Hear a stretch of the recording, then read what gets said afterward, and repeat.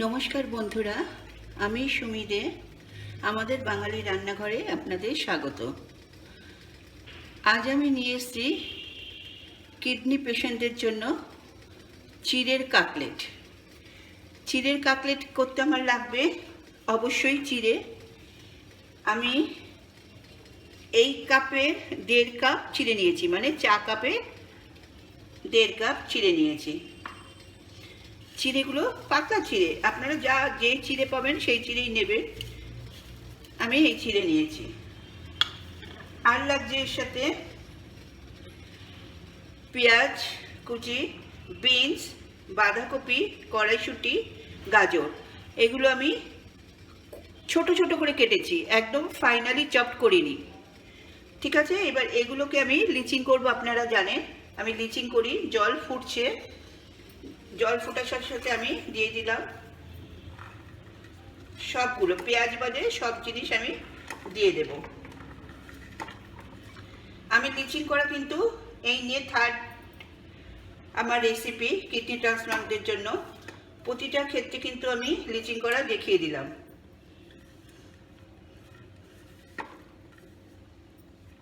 রেখে দিলাম পেঁয়াজ কুচি আর লঙ্কা কুচি।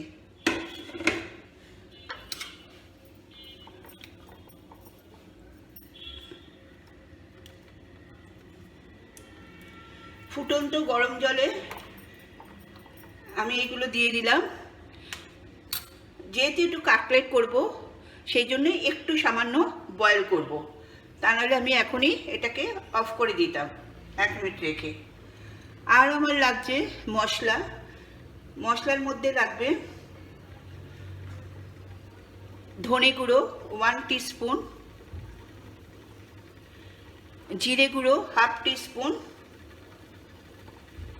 আর ভাজা মশলা। ভাজা মশলাতে কি আছে? জিরে, ধনে, মৌরি শুকনো খোলায় ভেজে আমি পেস্ট করে নিয়েছি। আর লাগছে এটা গরম মশলা, ব্যাস, আর কিছু লাগবে না। আর লাগবে আদা রসুন পেস্ট। তাহলে পেঁয়াজ, আদা রসুন পেস্ট আর কাঁচা লঙ্কা। যারা আমাদের শুকনো লঙ্কা খাওয়া ঠিক না, যদি একান্তই দিতে হয় কাশ্মীরি শুকনো লঙ্কা একটু দিতে পারেন, তবে না দিলেই বেটার। আর আমার বাইন্ডিংয়ের জন্য লাগছে আলু সেদ্ধ। আমি আলু সেদ্ধটাকে, মানে আলুটাকে সেদ্ধ করে স্ম্যাশ করে রেখেছি, দেখতে পাচ্ছেন। 1.5 কাপ চিড়ের জন্য আমি নিয়েছি 2টো মাঝারি সাইজের আলু। মাঝারি মানে খুব বড় না, এইরকম সাইজের 2টো আলু। এবার আমি একটা বোল নেব। চিড়েটাকে আমি জলে ধুয়ে ভালো করে ঝরিয়ে রেখেছি জল। তাহলে চিড়ে নেব।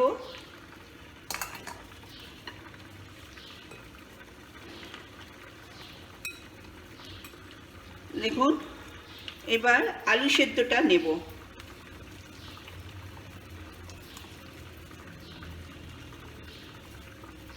আলুটা কিসের কাজ করবে? বাইন্ডিংয়ের কাজ করবে। যদি আপনারা আমিষ খেতে চান আপনারা ডিম দিতে পারেন, সেটাও আমি বলে দেবো। এটাকে ডোয়ের মতো করে আমরা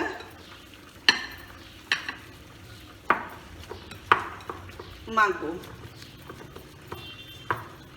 এবার এতে দেব, এটা আমার বয়েল হয়ে গেছে, এটাকে আমি জলটা ঝরিয়ে নেব।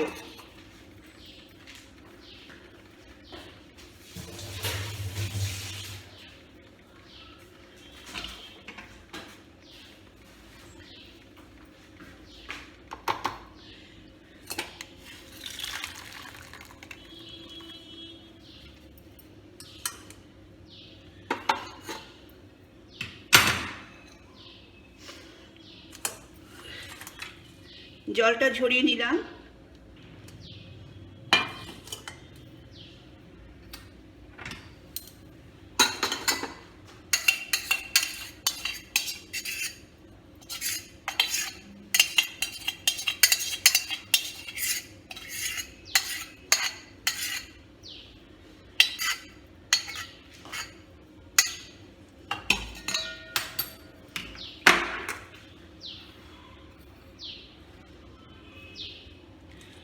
এবার এটা একটু ঠান্ডা হোক, এর মধ্যে আমি দিয়ে দেব পেঁয়াজ কুচিগুলো। সমস্ত পেঁয়াজ কুচি দিয়ে দিলাম, দেখতে পাচ্ছেন। কাঁচা লঙ্কা দুটো কুচি করে, বিচি ছাড়িয়ে কাঁচা লঙ্কা দুটো কুচি করে দিলাম। আদা রসুন পেস্ট 1 টিস্পুন। এখানে কিন্তু আদার পরিমাণটা একটু বেশি আছে রসুনের চেয়ে। রসুনের 4 কোয়া দিলে 1 কর আদা দেওয়া হয়েছে, এই প্রপোর্শনে দেওয়া হয়েছে, তাহলে রসুনের থেকে আদাটা একটু বেশি থাকবে।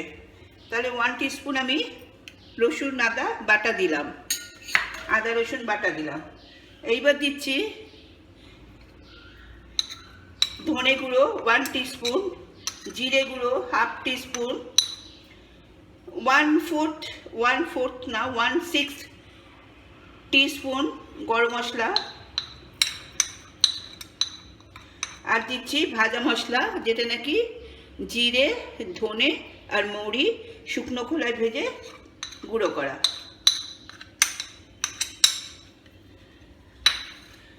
আর দেব নুন,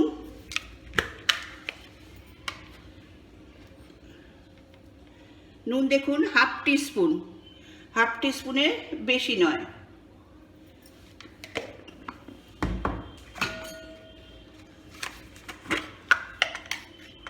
দেব হলুদ সামান্য, 1/8 টিস্পুন হলুদ।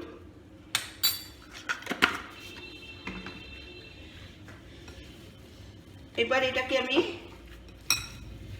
মাখবো।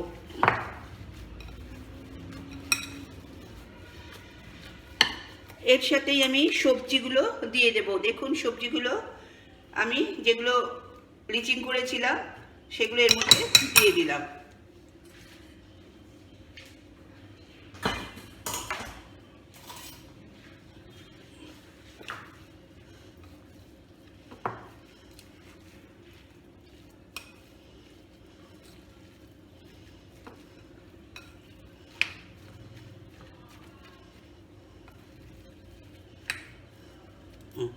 এবার ঠান্ডা হয়ে গেছে, এবার হাত দেব।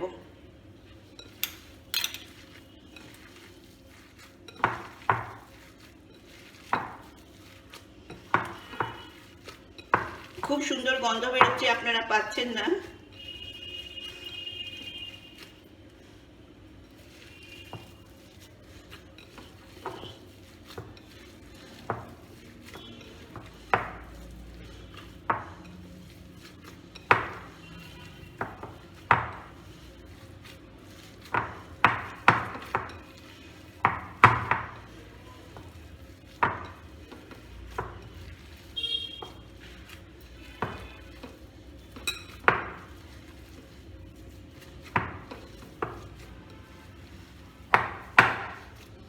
হ্যাঁ, আমার মাখা হয়ে গেছে। এইবার এগুলোকে আপনি কাটলেটের শেপেও দিতে পারেন বা গোল গোল শেপেও দিতে পারেন। দিয়ে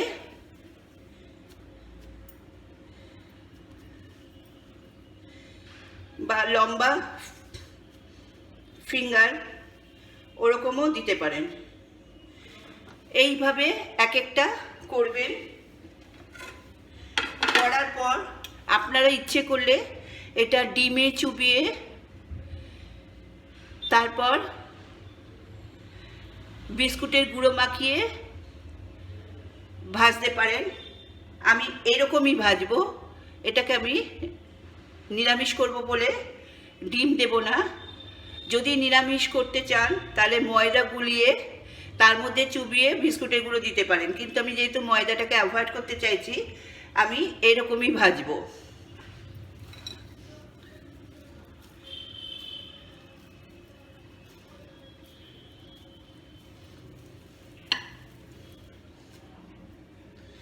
এবার বলে রাখি, এইগুলো আপনি শ্যালো ফ্রাই করতে পারেন, অথবা ডিপ ফ্রাই করতে পারেন, অথবা বেক করতে পারেন।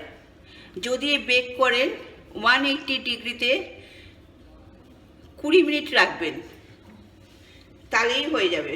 আমি আপনাদের বেক করাও দেখাবো, আর শ্যালো ফ্রাইও দেখাবো। ডিপ ফ্রাই তো সবাই পারে।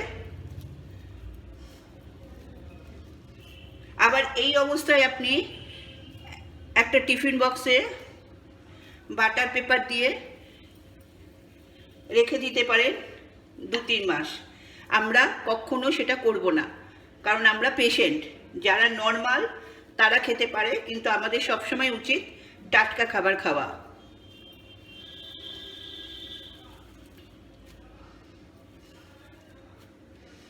যারা সংরক্ষণ করে রাখবেন বাড়ির অন্যদের জন্য, তাদের জন্য বলে রাখলাম, টিফিন বক্সের ওপর বাটার পেপার দিয়ে তার উপরে এটা রেখে দিতে পারেন। আচ্ছা, এইগুলো করলাম গোল গোল।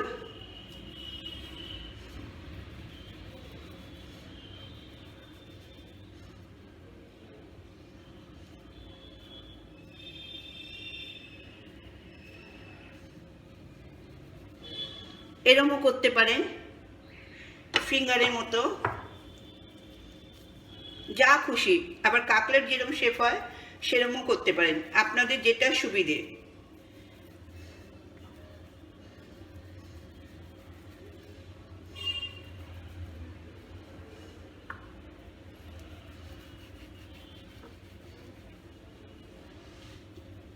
আচ্ছা, এইগুলো আমি তেল গরম বসিয়েছি, এখানে ছেড়ে দিলাম। আমি শ্যালো ফ্রাই করছি।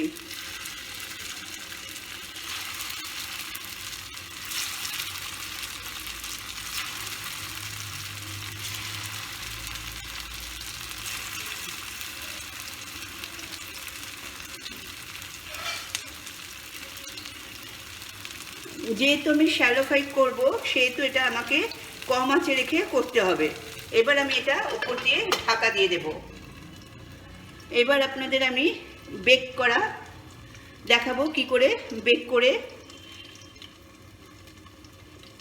কাটলেট বানানো যায়, চিড়ের কাটলেট। এবার আমি আপনাদের বেক করা দেখাবো, যে এটা বার করবেন। যদি বাটার পেপার থাকে এর উপরে বাটার পেপার দিয়ে করতে পারেন, অথবা এখানে তেল দেবেন।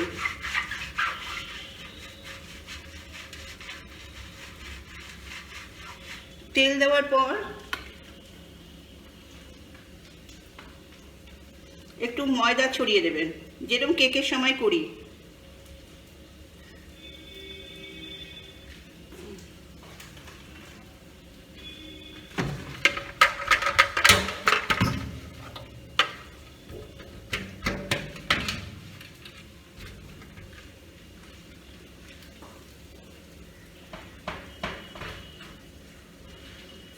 দেখুন, ময়দা ছড়িয়ে দিলাম, দিয়ে এটা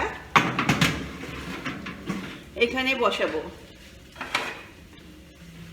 বসিয়ে এইভাবে 1 2 3, একটু গ্যাপ দিয়ে দিয়ে করবেন, 4 5, এরকম করে আমরা দিয়ে দেব।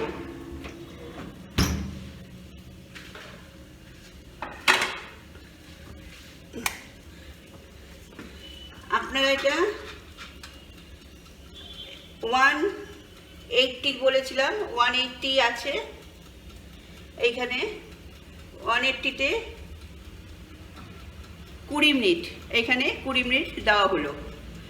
এই 20 মিনিট বাদে আপনাদের ফাইনাল কাটলেটটা দেখাবো। তাহলে এটা হতে থাক 20 মিনিট, তারপরে ফাইনাল কাটলেট নিয়ে আপনাদের সামনে আসছি। আর আমার রেসিপি যদি সত্যি আপনাদের ভালো লাগে, তাহলে আমাদের বাঙালি রান্নাঘর চ্যানেলকে সাবস্ক্রাইব করবেন, আর পাশে থাকা বেল বাটনে ক্লিক করবেন, যাতে আমার সমস্ত রেসিপি আপনার ফোনের নোটিফিকেশনে চলে যায়। আর অবশ্যই যারা কিডনি পেশেন্ট তাদের একটু শেয়ার করবেন, বা যারা কিডনিটাকে সুস্থ রাখতে চান, নর্মাল পার্সনরা, তাদেরকে প্লিজ শেয়ার করবেন। আমাকে দিয়ে যদি তাদের একটু উপকার হয়, আমি তাতেই হ্যাপি। ওদিকে আমার কাটলেটটা হয়ে গেছে, নামাবো। নামিয়ে আপনাদের পিকচার দিচ্ছি। তাহলে আজ আসি, নমস্কার।